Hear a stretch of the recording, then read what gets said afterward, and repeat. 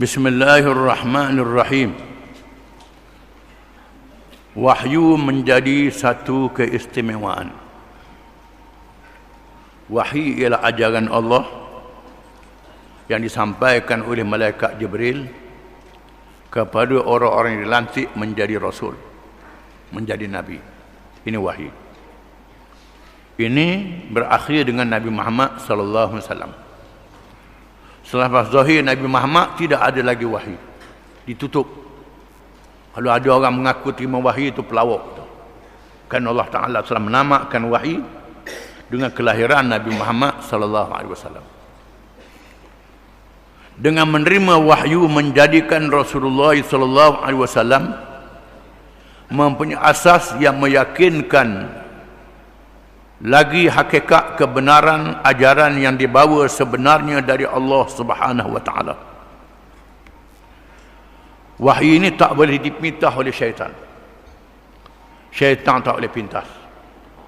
Yang tukang bawanya ialah malaikat Jibril. Kalau tak Jibril pun syaitan lari letang pukang. Macam mana Jibril menjadi ketua malaikat. Jibril sendiri ditugaskan untuk membawa wahyu. Justru wahyu menjadi suatu hubungan yang hanya didapati oleh Rasul-Rasul alaihimussalam, dan menjadi pembeza di antara sesuatu yang dicapai oleh akal dengan perkara yang diterima dari Allah Subhanahu wa taala. Wahyu ini merupakan perkara di luar akal manusia. Sama ada melalui mimpi yang benar. Nabi-nabi dia tidur, hatinya jaga, akalnya terbuka, bukan macam orang lain. Wahyu datang menemui Rasul ketika tidur, dalam keadaan hatinya, akalnya terbuka dan terus ingat. Ataupun malaikat datang membawa suara yang berdengung macam loceng, dering loceng, suara yang berdengung masuk dalam akal dan hati Nabi, terus ingat. Ataupun malaikat datang merupakan orang, rupa orang ada juga, membaca wahyu itu di hadapan Nabi SAW. Ataupun malaikat menyerah kitab, macam Nabi Musa menerima Taurat daripada Allah Ta'ala di Gunung Tur Saina. Berbagai cara. Dan wahyu ini mempunyai kehebatan. Nabi kita Muhammad SAW akan dapat dilihat oleh para sahabat perbezaan antara wahyu dan bukan wahyu. Di antara Nabi bercakap dengan bukan Nabi bercakap, wahyu daripada Allah Ta'ala. Nabi membacanya, ini wahyu, bukan ucapan dia. Sahabat boleh cam. Bukan saja melalui Nabi beritahu, mereka akan melihat Nabi akan berpeluh sehingga basah baju macam orang mandi ketika menerima wahyu.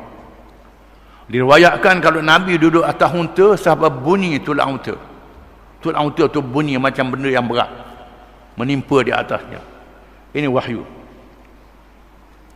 Di sana terjamin kemurnian dan kesempurnaan yang tidak mungkin dicapai oleh kepintaran manusia semata-mata, bukan oleh akal manusia. Ini daripada Allah Ta'ala. Firman Allah Ta'ala, Inna awhayna ilaika kama awhayna ila Nuh wan nabiyyina min ba'di. Surah An-Nisa ayat 163. Sesungguhnya kami telah wahyukan kepadamu, yakni wahai Muhammad sallallahu alaihi wasallam, sebagaimana kami wahyukan kepada nabi-nabi yang kemudian daripadanya. Sebagaimana kami wahyukan kepada Nuh tertinggal tu. Sesungguhnya kami telah wahyukan kepadamu sebagaimana kami wahyukan kepada Nuh dan kepada nabi-nabi yang kemudian daripadanya. Tertinggal kepada Nuh alaihi salam. Terjemahan dia tertinggal. Wahai Muhammad, yakin dan percayalah. Aku wahyukan kepadamu sebagaimana aku pernah wahyukan kepada Nuh dan nabi-nabi yang kemudian daripadanya. Mengapa disebut Nabi Nuh tak disebut Nabi Adam? Nabi Adam juga menerima wahyu, Idris menerima wahyu.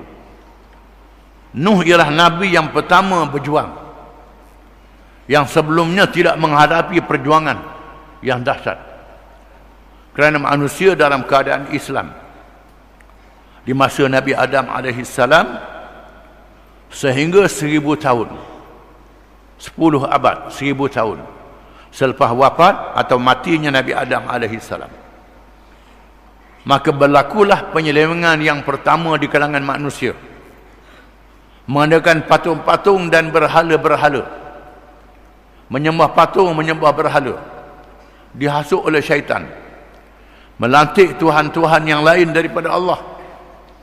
Maka Allah mengutuskan Nabi Nuh menjadi Rasul yang pertama berjuang menentang syirik, menyembah patung dan berhala. Dipanjangkan umurnya 1000 tahun, berdakwah selama 950 tahun, sehingga mati generasi yang pertama, anak dia mati, anak cucu pula, cicit pula. Nabi Nuh dipanjangkan umur, orang lain mati sehingga 950 tahun, sehingga berlaku peristiwa disebut oleh para ulama, seorang ayah yang menggalah anak dia yang dah besar, jumpa Nabi Nuh, waktu anak dia suruh tagur Nabi Nuh, ini menyesakkan ayah kita, menyesakkan tok kita ni orang ni. Bila melihat keadaan ini, maka Nuh mengadu kepada Allah Ta'ala. Kalau macam ni lah, sahabat anak hak galah pun lawan dia juga. Mereka tidak melahirkan malaikat mereka yang kafir, yang menentang Islam. Nabi Nuh mengadu kepada Allah, dan Allah menyuruh Nuh menyediakan bahtera. Yang pertama buat kapal ialah Nuh alaihissalam, dengan wahyu daripada Allah bagaimana buat kapal, buat bahtera itu supaya tak dimasuk oleh air. Dimuat mereka yang beriman dan pasangan-pasangan binatang sahaja, berapa puluh orang sahaja. Yang lain dimatikan oleh Allah Ta'ala. Kemudian Allah Ta'ala lahirkan manusia selepas Nuh melalui anak zuriat Nabi Nuh alaihissalam. Orang lain tak ada zuriat, anak-anak Nuh ada zuriat. Manusia yang kemudian lahir daripada anak-anak Nabi Nuh alaihissalam, berkembang ke seluruh pelosok dunia, diutuskan rasul-rasul. Firman Allah Ta'ala lagi, wa ma arsalna qablaka illa rijalan nuhi ilaihim, dan tidak kami utuskan kepadamu sebelummu wa malaikat kepada orang lelaki yang kami wahyukan kepada mereka. Ayat ini menyatakan rasul kalangan lelaki, tak pilih kalangan perempuan, yang diwahyukan oleh Allah sebelummu wahai Muhammad. Firman Allah Subhanahu wa Ta'ala selanjutnya, wa ma arsalna min qablika min rasulin illa nuhi ilaihi annahu la ilaha illa ana fa'budun. Suratul Anbiya ayat 25. Dan tidak kami utuskan sebelummu seorang rasul, malaikat kami wahyukan kepadanya bahwasanya tiada Tuhan malaikat Allah, maka sembahlah oleh kamu akan Allah, akan aku akan Allah. Semua rasul-rasul membawa akidah tauhid, mengajak manusia mengesahkan Allah Ta'ala. Tidak ada Tuhan yang sebenar melainkan Allah. Hendaklah beribadat kepada Allah, hendaklah ikut petunjuk Allah, halal dan haram, makan minum, seluruh kehidupan kena ikut Allah Ta'ala. Jangan buat perkara yang tak diizin oleh Allah Ta'ala. Di sana ada perkara yang Allah Ta'ala izin, tak ada nas halal dan haram, itu Allah Ta'ala izin. Di sana ada perkara yang ditetapkan oleh Allah, hukuman-hukumannya yang berkait bukan sahaja ibadat, termasuklah makan minum, perkahwinan, politik, ekonomi dan lain-lain. Ada nah-nah yang Tuhan tetap. Bila nah yang Tuhan tetap, jangan cari hak lain, yang reka sendiri. Tak boleh, kena ikut nah ini. Yang jadi masalahnya, manusia pergi sembah Tuhan yang lain, manusia buat nah sendiri dalam perkara politik, ekonomi, macam-macam. Itu yang jadi punah. Jadi punah bila manusia buat peraturan sendiri dan perkara yang tak diizin oleh Allah Ta'ala. Kerana yang menjadikan alam Allah Ta'ala, Allah Ta'ala tahu segala-galanya. Jangan kita tunjuk pandai. Kalau tunjuk pandai, punah. Mestilah mentauhidkan Allah. Ini dakwah Nabi-Nabi. para sahabat radhiyallahu anhum yang terkenal adil dan ikhlas berpegang dengan Islam dan menjadi mukmin yang setia, kerana mereka bukan sahaja melihat pribadi Rasulullah sallallahu alaihi wasallam semata-mata, bahkan ada di kalangan mereka yang mendengar wahyu itu yang dibaca sendiri oleh Rasulullah sallallahu alaihi wasallam. Ada yang melihat ketika wahyu itu diturunkan, sehingga mereka dapat membezakan di antara sabda biasa dan wahyu, berdasarkan kepada betapa bebatnya, hebatnya dan dahsyatnya keadaan Rasulullah SAW, sehingga jasadnya yang mulia itu dibasahi peluh ketika mendengar dengungan suara wahyu yang disampaikan oleh malaikat, dan bisikannya yang hebat tertanam di dalam hatinya walaupun orang lain tak dengar. Gambarkanlah betapa wahyu itu diterima oleh Rasulullah SAW. Kita membaca firman Allah Ta'ala, "Law anzalna hadzal Qur'ana 'ala jabalin ra'aitahu khashi'an mutasaddian min khasyatillah." Sekiranya kami turunkan Al-Quran itu atas bukit, nescaya engkau lihat bukit itu khusyuk dan pecah berkecai kerana takutkan Allah. Ini kehebatan wahyu. Bahkan bila Nabi Musa mendengar firman Allah Ta'ala dengan firman yang beza dengan kata-kata makhluk, wa kallamallahu Musa taklima, Nabi Musa kata, "Rabbi arini anzur ilaik." Wahai Tuhan, tunjukkan-Mu kepadaku, aku nak tengok, kata Nabi Musa. Tuhan kata, "Mu tak boleh tengok, wahai Musa. Tak boleh tengok sekarang. Tengok kepada bukit Gunung Tur Saina." Bila terpancarnya cahaya hijab, dinding di antara Nabi Musa dan Allah, yang tak dapat melihat, Gunung Tur Saina hancur sama rata dengan tanah. Nabi Musa pengsan. Pengsan Nabi Musa, dan menyaksikan Gunung Tur Saina yang begitu tinggi dan besar hancur jadi debu sama rata. Setelah bangkit semula, Nabi Musa minta ampun dengan Allah Ta'ala. Tak mau minta dah, tak mau minta lah, nak tengok ni tak mau minta dah. Dahsyat. Ini kehebatan Allah Ta'ala yang tidak ada bandingan dan tandingan. Allah Ta'ala tak izin lagi untuk kita tengok dia di alam dunia ini. Di alam akhirat, ada ulama di Ahli Sunnah wal Jamaah akan melihat wajah Allah Ta'ala dengan cara yang layak dengannya. Hanya orang-orang yang hatinya lebih keras daripada batu sahaja yang tidak menerima hakikat itu. Lalu ia tidak beriman dan melemparkan tuduhan palsu terhadap Islam dan terhadap Rasulullah sallallahu alaihi wasallam. Manusia yang tak beriman ni menunjukkan hati dia lebih keras pada bukit. Hati manusia lebih keras pada bukit. Memang hati manusia ni lebih keras pada bukit. Dan manusia boleh menghancurkan bukit dengan alat-alat letupan yang direka. Berbagai alat yang dibuat. Bukit boleh dileburkan. Hati manusia lebih keras pada bukit lagi, kalau tak dapat hidayah. Akhirnya Rasulullah SAW berada di dalam ketenangan setelah cemas menerima wahyu yang pertama. Yakinlah ia bahawa ia telah dilantik menjadi Rasulullah dari Tuhannya. Yang datang itu ialah malaikat Jibril. Yang dibawa itu sesungguhnya wahyu dari Allah. Bila mendengar ulasan Waraqah bin Naufal, seorang alim di zaman itu, maka yakinlah Rasulullah dia telah dilantik menjadi Rasul. Yang diterima itu adalah wahyu daripada Allah. Peristiwa itu meninggalkan kesan yang mendalam di dalam hati Rasulullah sallallahu alaihi wasallam. Oleh itu terasa benar di dalam hatinya apabila berlaku kelambatan turunnya wahyu yang berikutnya. Ada pendapat yang menyatakan selang tempohnya ialah selama 3 tahun. Tetapi yang rajihnya ialah menurut riwayat Al-Baihaqi, iaitu selama 6 bulan. Tak ada wahyu dalam 6 bulan. Nabi keadaan yang berfikir dengan berat setelah menerima wahyu yang pertama, tak turun wahyu.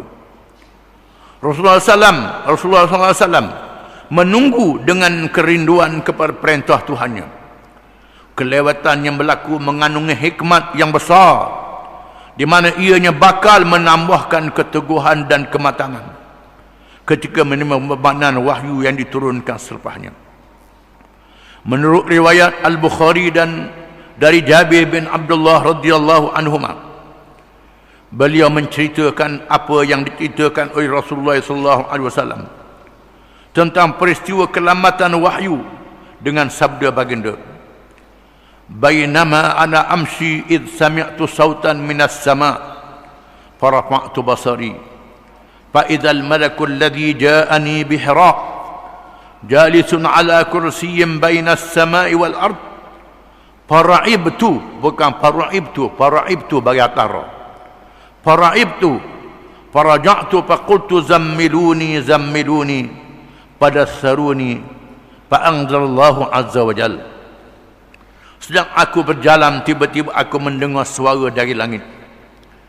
Aku memandang ke atas, tiba-tiba aku lihat malaikat yang datang kepadaku di Gua Hira dahulu. Ia duduk di atas kursi di antara langit dan bumi. Aku terasa gerun kepadanya. Lalu aku pulang dan berkata kepada ahli rumahku, "Selimutkan aku." Lalu mereka menyelimutkan aku. Kemudian Allah SWT menurunkan firman-Nya, "Hai orang yang berselimut, bangunlah, berilah peringatan Tuhanmu itu, perbesarkanlah ia, dan pakaianmu hendak bersihkan, dan perbuatan dosa tinggalkanlah." Hadis ini tak habis. Ya ayuhal muddassir qum fa'anzir. Turunnya ayat ini. Nabi balik dalam keadaan berfikir, berjalan, tiba-tiba dengar suara dari langit. Lengok, tengok hak turun di Gua Hira, malaikat Jibril duduk atas kursi antara langit dan bumi. Lalu Nabi pun berlari ke rumah dalam ketakutan dan suruh isteri dia selimut. Zammiluni, isteri dan khadam dia selimut. Lalu diselimutkan Nabi SAW. Setelah diselimut, mengikut riwayatnya, Khadijah pergi tanya Waraqah bin Naufal. Di masa itulah datangnya malaikat Jibril sekali lagi menurunkan firman Allah Ta'ala, "Ya ayyuhal muddassir qum fa'anzir." Wahai orang yang berselimut, bangun dan berilah peringatan kepada kaum. Qum fa'anzir, bangun beri peringatan. Di sini menunjukkan bahawa Nabi ditugaskan bukan saja untuk mengajar, bukan untuk mengajar semata-mata, bukan untuk memimpin dan memberi peringatan. Ini tugas Nabi-Nabi. Kalau mengajar saja-saja, bukan memberi peringatan, itu tidak menunaikan tugas Nabi yang betul. Di sinilah Allah Ta'ala menyebut kepada para ulama yang mengganti Nabi-Nabi. Nabi sebut, zaman aku tak ada, ulama yang ganti aku. Dalam hadis, "Man sahala tariqan ilal ilmi sahadallahu lahu tariqan ilal jannah wa innal malaikata la tad'u ajnihataha li talibil ilmi ridan bima yasna wa innal alima la yastaghfir lahu man fis samai wal ard wa fadlul alimi 'ala al 'abidi ka fadlil qamari 'ala sa'iril kawakib innamal ulama'u warathatul anbiya ma warathu dinaran wala dirhaman wa innama warathu ilman faman akhadahu faqad akhadha bihazzin wafir. Barang siapa yang memudahkan jalan untuk menuntut ilmu, Allah Ta'ala memudahkan jalan ke syurga. Sesungguhnya malaikat merendahkan sayapnya kepada mereka yang menuntut ilmu agama. Sesungguhnya para malaikat beristighfar kepada orang yang ada ilmu agama bersama dengan makhluk di langit dan di bumi. Sesungguhnya kelebihan seorang yang ada ilmu berkenaan dengan agama, laksana kelebihan bulan di tengah bintang-bintang cakrawala. Sesungguhnya ulama adalah waris Nabi-Nabi. Nabi-Nabi tidak meninggalkan pesaka duit, emas dan perak. Nabi-Nabi meninggalkan pesaka ilmu. Barang siapa mendapat ilmu itu, dia mendapat bahagian yang besar. Ulama ini disebut dalam Quran, wa ma kana lil mu'minina an yanfiru kaffah falawla nafara min kulli firqatin minhum ta'ifatun liyatafaqahu fid din wa liyunziru qaumahum idza raja'u ilaihim la'allahum yahdharun. Dan tidaklah molek semua orang Islam keluar berjuang. Bila Nabi keluar berperang menentang musuh-musuh yang menyerang Madinah, Nabi-Nabi juga menghantar sahabat-sahabat dia pergi berperang, dan Nabi duduk di Madinah untuk mengajar ilmu. Allah mengatakan tidak molek semua orang pergi habis berperang, tinggal Nabi di Madinah. Tidak ada orang yang mengaji dengan Nabi. Hendaklah ada satu puak di kalangan kumpulan-kumpulan orang Islam itu yang keluar untuk memahami ad-din, memahami agama, urusan Islam. Kemudian waliunziru qaumahum, supaya mereka itu memberi peringatan kepada kaum mereka. Memberi peringatan, bukan sekadar mengajar.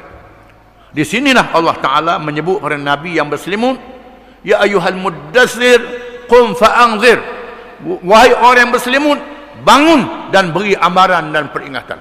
Bukan bangun mengajar, sekadar mengajar je, lepas tu tak tahu je. Tidak. Qum fa'anzir, bangun dan beri peringatan, mengajar dan memperingatkan kepada orang, berjuang, beri ingatan pada orang. Ini tugas Nabi-Nabi. Dan mereka yang tahu dalam bidang agama, waliunziru qaumahum, qum fa'anzir, macam tugas Nabi-Nabi juga. Banyak orang dia boleh mengajar, sekadar mengajar je, lepas tu balik, mengajar balik, tidak memberi peringatan dan amaran. Bahaya yang menimpa umat kerana lari daripada Islam. Ini tugas Nabi. Bila Nabi balik berselimut, jangan selimut, jangan duduk di gua je, ni kita apa dalam gua sampai mati dalam gua. Tidak. Lepas Nabi bertapa dalam gua, turun malaikat Jibril suruh balik, suruh berjuang menegakkan Islam. Ini dia. Ada orang tu kuat sangat tasawuf, uzlah, mengasingkan diri, tak balik-balik. Tak balik-balik. Itu bukan cara Nabi. Cara Nabi bangun, beri peringatan kepada orang untuk bersama dengan Islam. Apa yang berlaku dalam peristiwa ini menunjukkan wahyu itu sebenarnya dari Allah, bukannya ciptaan Nabi SAW atau ilham yang berlaku kepada manusia biasa. Bukannya ilham. Ilham ni Tuhan beri pada siapa yang dikehendaki. Nabi pun dapat ilham, manusia biasa dapat ilham. Wahyu hanya pada Nabi saja, tak ada pada orang lain. Wallahu a'lam.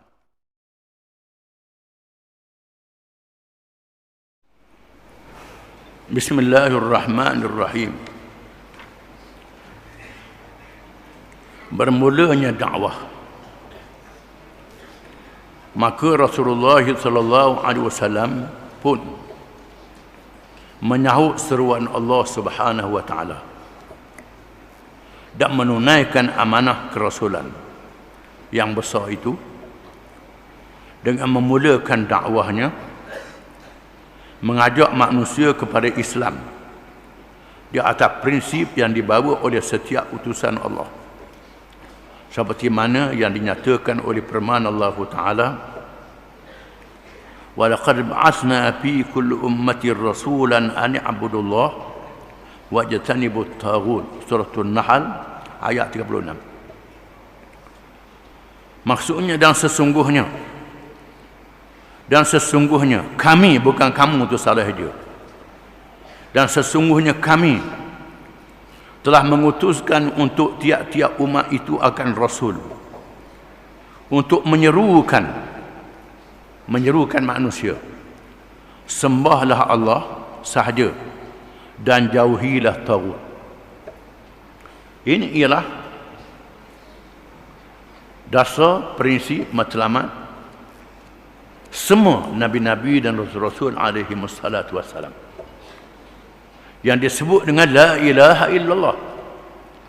La ilah, tidak ada ilah, menolak taghut.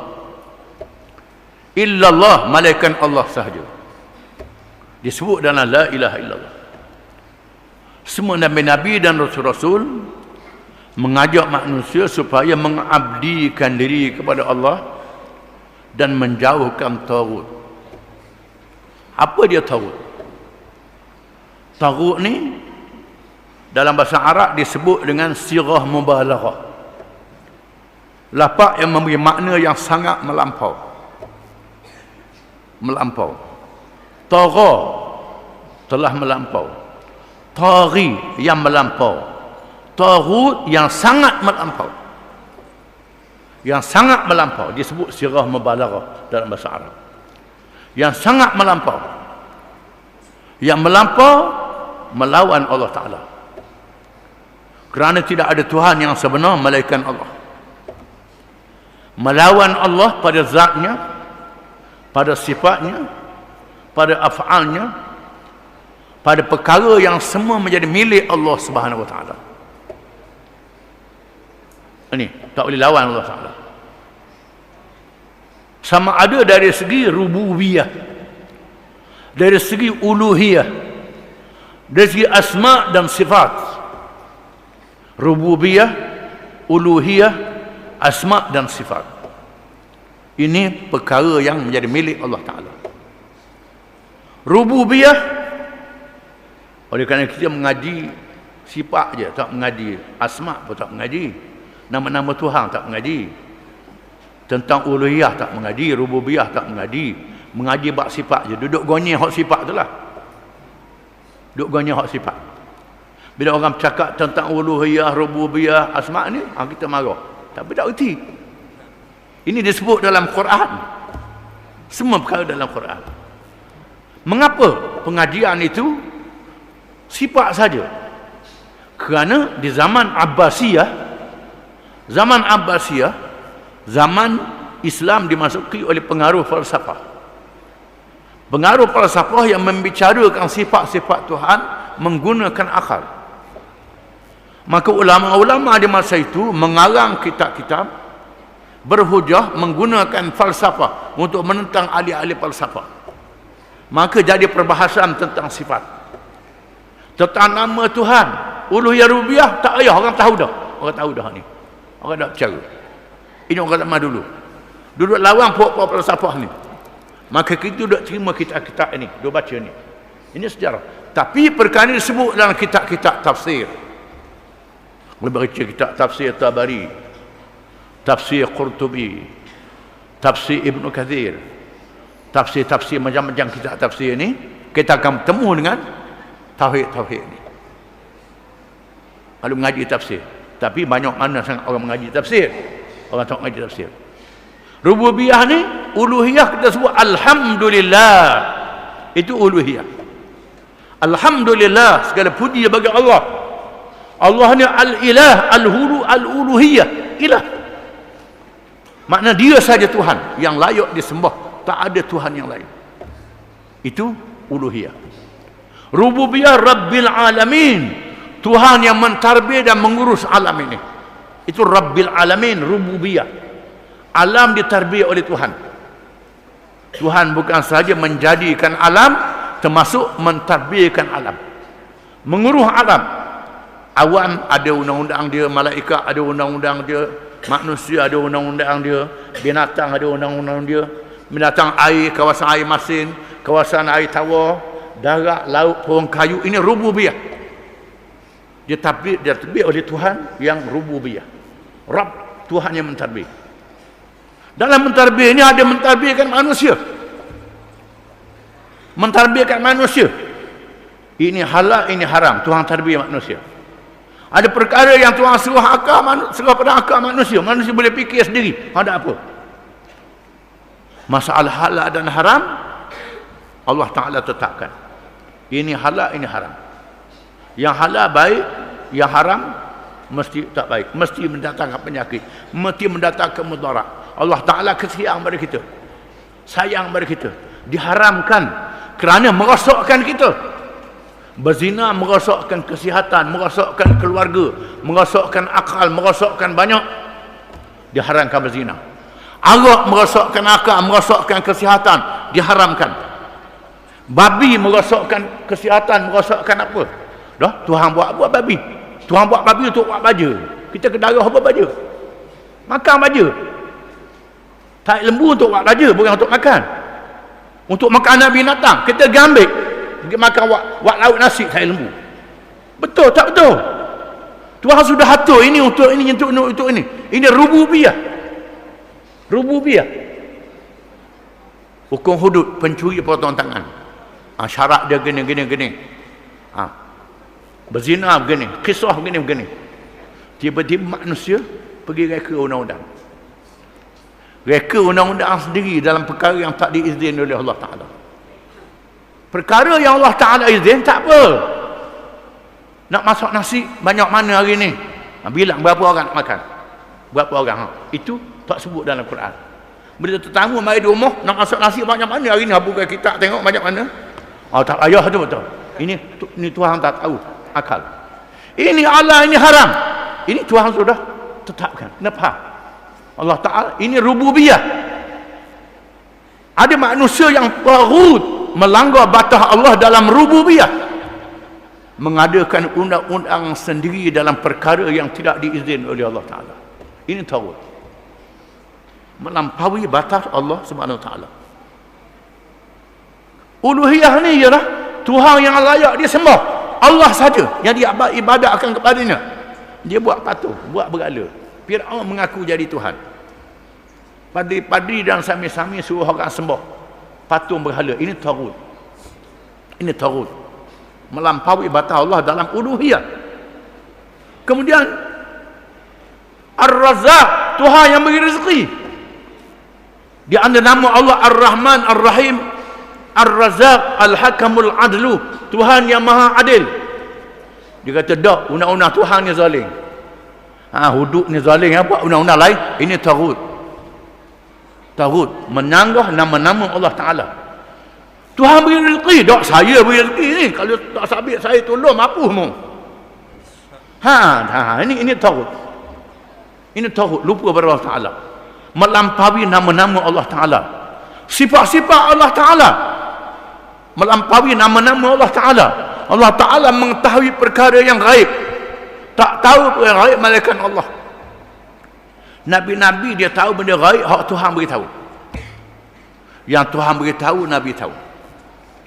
Yang Tuhan tak beritahu, Nabi tak beritahu. Kita baca hadis tadi, Nabi tengok orang sakit dalam kubur, itu Tuhan beritahu. Nabi cerita sahabat-sahabat dia. Bila orang Yahudi tanya Nabi, yas'alunaka 'anir ruh, mereka katanya wahai Muhammad berkenaan dengan ruh. Apa hakikat ruh? Hakikat ruh apa dia? Qulir ruhu min amri rabbi, katakanlah wahai Muhammad, ruh ni urusan Tuhan aku.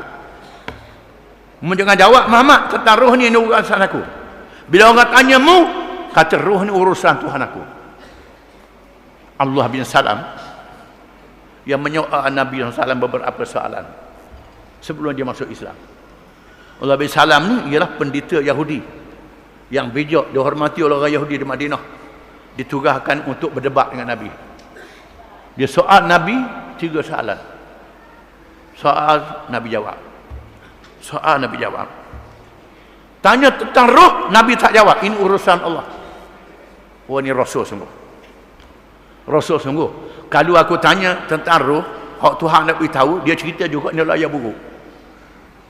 Ada orang tu lambat, orang tanya jawab belaka. Ada manusia macam ni. Tahu belaka dia? Tidak. Nabi bila tanya tentang dia tak tahu, Nabi kata aku tak tahu. Ini urusan Allah. Dia beri tanya, akhbirni 'anis sa'ah mal mas'ulu 'anha bi'alama minas sa'il. Diberi mari. Nabi duduk tengah dengan sahabat dia, mari seorang lelaki terus muncul. Sudah tengok orang pakai putih, bersih, lawa, segok, comel, tak ada siapa dia kenal. Tanya Nabi apa dia Islam, apa dia iman, apa dia ihsan. Iaitulah tentang akidah, syariat dan tasawuf, akhlak. 3 perkara. Kemudian akhbirni 'anis sa'ah, beritahu pada aku bila kiamat. Kiamat bila? Nabi, mal mas'ulu 'anha bi'alama minas sa'il. Bukanlah orang yang ditanya lebih tahu pada orang yang bertanya. Aku tak tahu, mu tak tahu juga. Sama-sama tak tahu. Ini dia. Kalau ada Tok Bomo, Tok Nojong, Dia beritahu pun dia akan datang. Orang mari tengok nasib.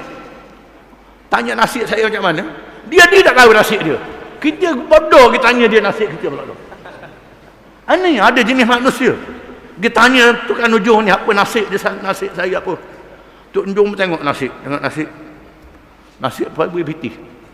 Dia sendiri pun susah hidup.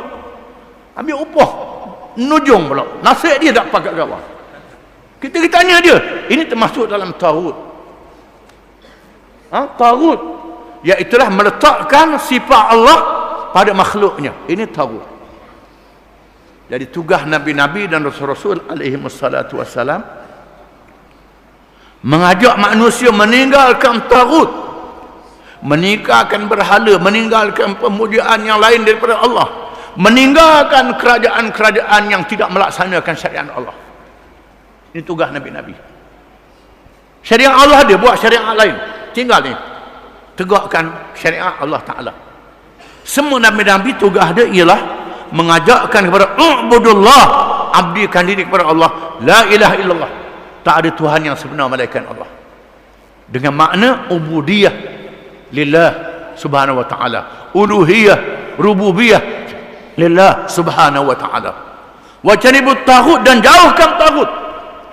Setiap yang melampaui Allah Ta'ala kita kena tolong. Ini risalah Nabi-Nabi sejak Adam sehingga Nabi Muhammad SAW, sama saja, tak ada beza. Bezanya ialah hukum-hukum yang berkait dengan syariat kehidupan. Ini beza. Kerana masa berubah. Bila masa berubah, syariatnya berubah. Adapun Nabi Muhammad SAW diutuskan oleh Allah untuk seluruh dunia di akhir zaman. Allah Ta'ala turunkan Quran, mukjizat ilmu yang boleh menghadapi sepanjang zaman dan seluruh dunia. Ini Quran lain. Quran untuk seluruh dunia. Mukjizat ilmu. Tahukah kita ahli undang-undang barat tu tak erti nak selesai masalah negara dia. Tak erti, malaikat dia tiru Islam. Dia tiru, dia baca kitab-kitab Islam ni. Penjajah yang menjajah negeri kita dulu bukan saja dia akuk emas, akuk timah, akuk temaga, akuk getah, termasuk akuk kitab. Dia akuk kitab ni kerana orang kita dah ngaji dah. Kitab-kitab lama dia beli. Dia beli atas nama barang-barang lama. Dia beli kitab-kitab lama tulis tangan ni. Dia balik negeri dia, dia baca kitab-kitab ini. Oleh kerana kita kena sedar mukjizat Al-Quranul Karim banyak diambil oleh orang barat dalam ilmu politik, dalam ilmu ekonomi, dalam ilmu perundangan. Banyak diambil daripada Islam. Dalam ilmu politik, bila berlaku kezaliman, macam mana nak tegur pemerintah? Zalim sangat ni, macam mana nak buat ni, nak jatuh macam mana? Maka tidak ada jalan melainkan akad senjata. Lawan dengan senjata, guling kerajaan, lawan senjata. Maka ramailah rakyat yang mati, sampai ratus-ratus ribu mati. Revolusi di England, revolusi di Perancis, revolusi di Amerika, revolusi di Rusia, revolusi di di Amerika pun revolusi juga. Kerana nak guling kerajaan. Guling kerajaan, guling-guling, jatuh kerajaan, igak raja bunuh, igak menteri bunuh, igak tok mulu bunuh, igak semua hak ketua-ketua kampung ni, hak yang sokong ni bunuh. Naik orang ni pula. Naik orang ni pula, zalim pula. Nak buat macam mana? Apa yang balik? Duk main begitu. Mereka tak tahu. Malaikat setelah mereka mengaji daripada Islam. Orang Islam bila mati Nabi Muhammad SAW, Nabi tidak menunjukkan siapa jadi pemimpin. Tak mencalonkan. Para sahabat bermesyuarat. Dicalonkan Abu Bakar, dicalonkan Abu Ubaidah, dicalonkan Sa'ad bin Ubadah, dicalonkan Sayyidina Ali bin Abi Talib, dicalonkan Sayyidina Umar. Akhirnya mereka setuju Abu Bakar jadi khalifah. Tak kelayu. Kerana Abu Bakar mendapat Quraisy, sokongan Quraisy, sokongan Muhajirin dan Ansar, sokongan majoriti orang Islam mendukung Abu Bakar habis. Sayyidina Umar pula, Abu Bakar mencalonkan Umar. Abu Bakar mencalonkan Umar sebelum dia mati. Orang setuju. Sayyidina Umar jadi ganti. Sayyidina Umar pula Dua calon, Osman dengan Saidina Ali. Suruh Abdul Rahman bin Auf tinjau pendapat masyarakat umum. Tinggal masyarakat umum. Ini SPR sekarang ni.